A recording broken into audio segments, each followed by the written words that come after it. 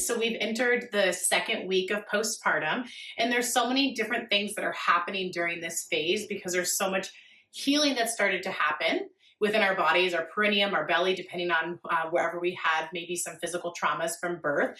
So there's a lot of healing that can happen. Bleeding should be starting to fade off. So it doesn't mean it's stopped, but it shouldn't be as heavy. If it is, it might be that there's something bigger going on or that you're not resting the amount that you need to. So I'm completely done with bleeding at day 8. I already mentioned that by day 5, 6, I was basically done bleeding, which was a little bit different for me. Usually it's a little bit longer, but that's testament to how much rest is really helpful. So you have things that are getting better and better, and then you have things that are shifting into it's just a lot of repetition. So a lot of times mid back and neck is getting really tight because there's just so much holding a baby at night, holding, nursing, feeding, however baby is being fed. There's just a lot of rounding over the baby. So just a lot more. A lot of time relaxed on the couch or in bed, so that low back and sacrum can start bothering people. My hips have been feeling really tight. It's around this point in time that I encourage people to come in for their first chiropractic adjustment. So I've not been adjusted by my husband yet, but I am going to tomorrow when we have a bit more time in the weekend. So I have felt ready for a couple days, but it's been more just the factors of when he's home from work and just tired at night and just haven't gotten around to it. So this weekend, I'm really excited to get that body work done because there's been a lot on my body from the process of birth to taking care of a newborn. And so it's really the period of time that I encourage the most chiropractic care because there's so much going on in our bodies.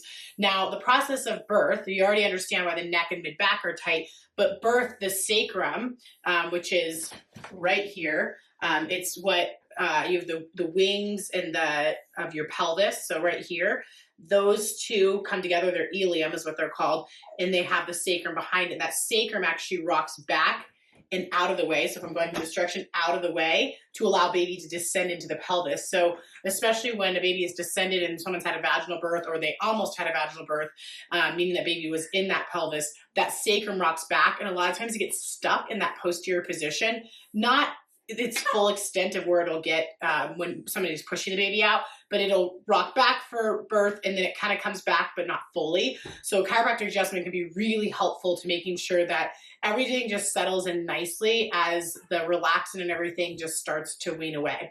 So I really encourage a chiropractic adjustment by around week 2. I say week 2 for most people just because I want them to truly rest and just stay in your house, heal, bond with your baby, and then come in for that body work unless there's something really big going on. So for me, I haven't had anything really big going on. My husband I live with, so I'm going to, at just a few days past a week, get adjusted by him because my body feels ready. I feel like I could twist and move and that's going to be fine. Nothing's going to be too tender. The only thing will be is just breasts from laying face down, which we can use pillows and bolsters for.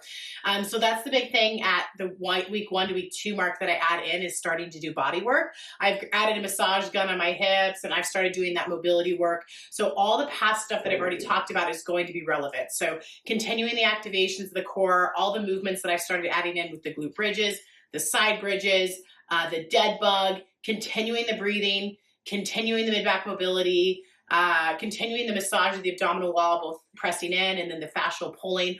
All that stuff is still really valuable. And it's not going to be until another week or 2 from now that I start adding in even more stuff based off of continuing to make sure that I'm healing, I'm rested, I'm not bleeding, things like that.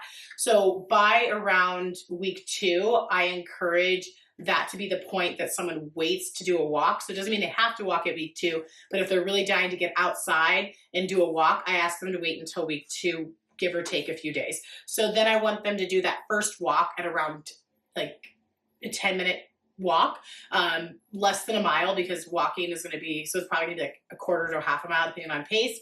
I encourage to use a stroller initially, not because I don't want you to be like loving and with your little one in a baby wear, but it's just a lot of pressure to add the baby carrier where you're going to change your posture based off of it, extra weight of baby plus walking for the first time. So the first few walks I do encourage a stroller, even though I really truly love baby wearing.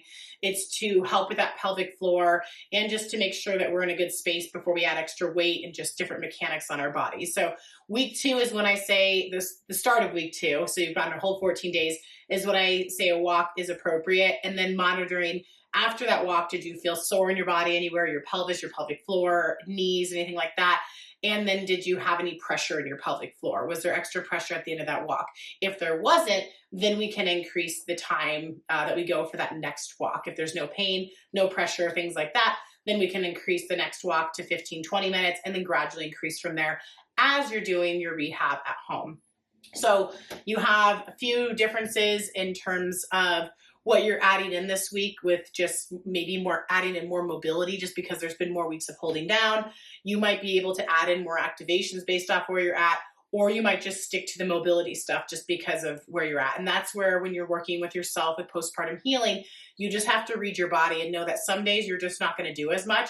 And there's nothing wrong with that. In fact, that's a really big part of healing, is knowing when your body needs more rest than it needs you getting on the ground and doing any rehab. So all this that I said here is going to be relevant for that first, or for that second week. So day 7 through 14, and it's going to be all that past stuff that we can do, and you can scatter throughout the day. And like I've already mentioned in the past, is it's really nice with rehab to have a whole list of things you can do and pick out the things that work for that day. And also know that you don't have to have that one period in time that you sit down and you're doing 20 minutes of work. It's like, no, it's scattered throughout the day. When you're on the couch, you can do the breath. When you get up to go to the bathroom before you sit back down, you can do some things on the floor. When your partner comes home from work, you can have them hold the baby while you do a few more things, something like that. So knowing that it can be scattered throughout the day, it's okay if there's some days you don't do anything. You have a whole list of things that you can work on, from mobility to activations to breathing, that you can just pick and choose from, so that you actually have variety within that rehab. So it's not the same thing each day.